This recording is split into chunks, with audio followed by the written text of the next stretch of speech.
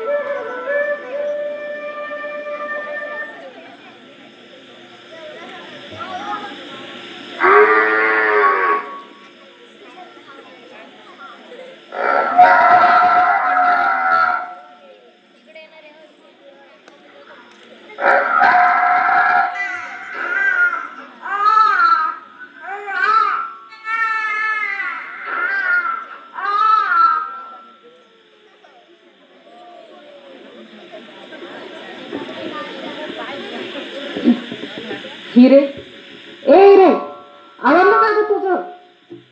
गडावर जायचं ना दूध विकायला. अगं यायचं आहे, पण माझ्या तानुल्याला बरं नाही. ताप एकदम फणफणात आहे.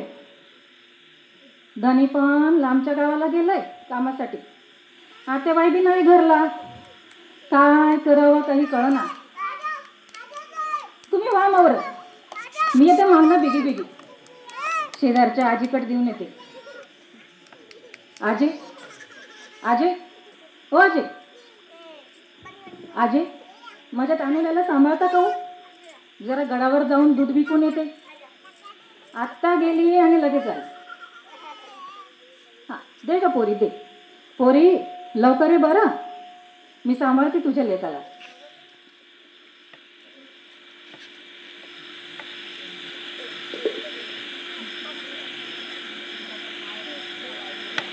बाजारा विकाया निघाली, दही दूध तूप अन लोणी. माझ्या ग बाई दुधात नाही पाणी. माझ्या ग बाई दुधात नाही पाणी. खरंच बाई, माझ्या दुधात नाही ग पाणी. सखू, अगं ये सखे, अगं ये ना, घे दूध घे. जानकी ताई, आओ जानकी ताई, या की हो लवकर, घ्या की हो दूध. चिंगे, अगं ये चिंगे, अगं ये की ग लवकर, घे दूध घे. अगं सांडू नको बरं, नाही तर आई म्हणाल हिरेने काय कमी दूध दिलं. अगं ये सावकाश सावकाश सावकाश, अगं पडशील का बाई. बाई अजून तर अर्ध दूध बाकी आहे विकायचं. बाई बाई, दिवस तर मावळ्या आला, लवकर जाणे बाई.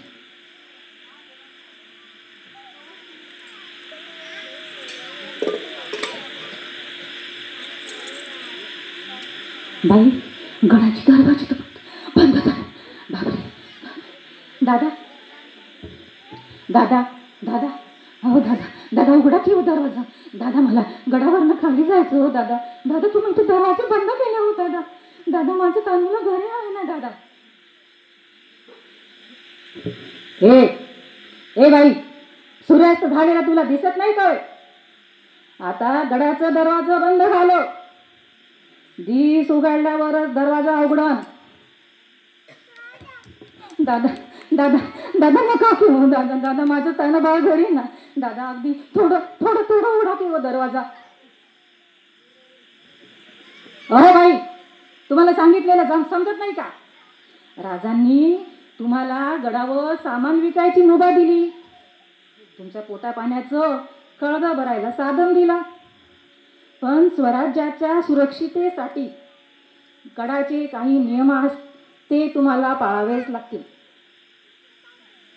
दादा, अहो दादा दादा मी काही कोणी फिरंगी नव्हे हो दादा.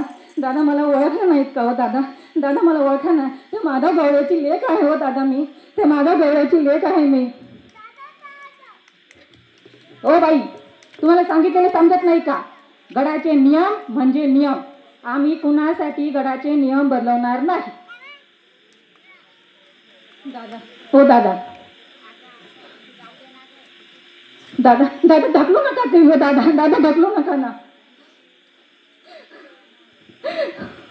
आई जगदंबे, आई जगदंबे, तूच काहीतरी मार्ग काढ ग जगदंबे. जगदंबे, माझं तानुलं घरी आहे ग आई. आई तूच काहीतरी मार्ग काढ आता. हां, धनी मला मागं एकदा म्हणलं होते, गडाच्या पश्चिमेकडे एक कडा आहे. चला बाई मी तिकडे तरी जाऊन बघते.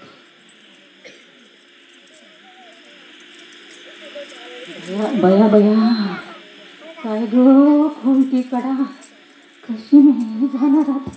आई जगदंबे भवाने, तूच काहीतरी शक्ती दे ग आई मला.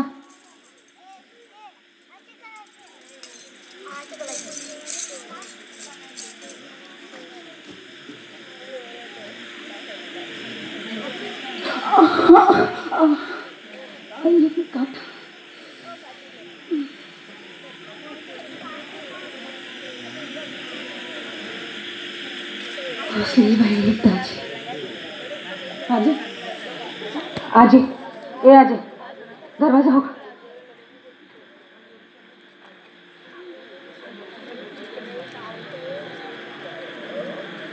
माझं तानुल बा, बघ तुझ्यासाठी आले मी. मला माफ करे बाळा, उशीर झाला मला यायला. माझा बाळा, माझं तानुल, झोप बाळा झोप आता.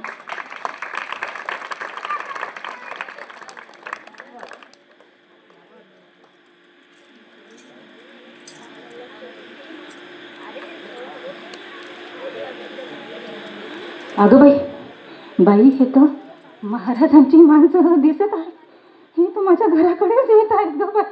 देवा देवा सांभाळ मला, देवा सांभाळ मला, काहीतरी सांभाळ. राजाची माणसं येतं माझ्या घराकडे येतात. अहो बाई, चला पटकन, महाराजांनी तुम्हाला दरबारात बोलवले आहे. नग नग हो दादा, नग दादा, मी काही नाही केलं हो दादा. दादा मी नाही चोरी केली दादा. दादा मी गडावर काहीच नाही केलं दादा. मी चोरी नाही केली दादा. मला माफ करा दादा. मला नका न्या ना दरबारात दादा, मला ना. अहो बाई, महाराजांचे आदेश आहेत, तुम्हाला ते पाळावेच लागतील. महाराजांना मानाचा मुजरा, महाराजांना मानाचा मुजरा. बाई, त्या दिवशी रात्री गडावर काय झाले ते आम्हास नेमके काय ते सांगावे. महाराज महाराज महाराज, माझं काहीच चुकलं नाही महाराज. महाराज, मी काल दूध विक्रीसाठी, कोजागिरी पौर्णिमा होती म्हणून गडावर गेलेले होते महाराज. दूध विकत विकत मला उशीर झाला महाराज. आणि माझं तानुलं मी घरी शेजारच्या बाईकडे सोडून गेले होते महाराज. महाराज, म्हणून म्हणून म्हणून मी नियम तोडून गडाच्या पश्चिमेकडून महाराज मी उतरले महाराज. महाराज, मला तुम्ही जी शिक्षा देणार महाराज, मी ती बघायला तयार आहे महाराज. महाराज, मी फक्त माझ्या आनंदासाठी केलं महाराज. महाराज महाराज, माझं काहीच चुकलं नाही. बाई बाई, शांत व्हा. तुम्ही जे अचाट धाडस आणि जे सामर्थ्य दाखवले त्याच्याने आम्ही पूर्ण भारावून गेलो. काल गडावरची सर्व हकीकत आम्हाला सैन्यांकडनं कळाली. तुम्ही तुमच्या मुलासाठी एक आईचं, एक श्रेष्ठ दातृत्वाचा तुम्ही सगळ्यांना एक अंदाज दिला. माते, तुमच्या कर्तृत्वाला, तुमच्या दाताला सलाम. द्वारपाल, ज्यावेळेस ह्या स्त्री दरवाजाजवळ आल्या त्यावेळेस सेनापतीं कर्वे तुम्ही हा निरोप कळवणे खूप गरजेचे होते. वेळ प्रसंगी नियम बदलत असतात आणि ते बदलावेही लागतात. माफी असावी महाराज. आता हिरकणी, आजपासून हिराबाई तुमचे नाव आम्ही हिरकणी ठेवतो आणि तुमचा खना नारळाने आणि योग्य ते बक्षीस देऊन तुमचा आम्ही सन्मान करत आहोत. आणि ज्या पश्चिम किनाऱ्याच्या कडेवरून तुम्ही खाली उतरलात त्याला हिरकणी बुरुज म्हणून आजपासून ओळखले जाणार. आज या उदाहरणावरनं आपल्याला असं लक्षात येतं, जर ह्या जागी एखादे दृष्ट शासक जर राज्य करीत असते तर कदाचित ह्या महिलेला त्याच कडेवरून लोटलेत गेले असते अथवा तिचा शिरच्छेद देखील केला गेला असता. काय सांगावे. पण माझ्या राजाच्या काळात, माझ्या शिवछत्रपतींच्या काळात हे रामराज्य होते. येथे सर्वसामान्य माणसाला देखील सन्मान मिळत होता. सर्वांच्या कार्याचं सन्मान होत होता, गुणगान होत होतं. आजही रायगडावर हिरकणी बुरुज आहे. आम्ही आताच बघून आलो. आणि रायगडावर जाण्यासाठी जो रोपवे आत्ताच्या काळात बनलेला आहे तो हिरकणीवाडी, म्हणजे हिरा ज्या गावात राहत होती तिला हिराचं हिरकणी केलं आणि तिच्या ज्या वस्तीचं नाव आहे ते हिरकणी वस्ती ठेवण्यात आलं. आणि जो रोपवे आहे तो त्या हिरकणी वस्तीतून रायगडापर्यंत जातो. अशा या श्रेष्ठ दातृत्वाला आणि माझ्या श्रेष्ठ राजे शिवछत्रपतींना माझा मानाचा त्रिवार मुद्रा. धन्यवाद, धन्यवाद.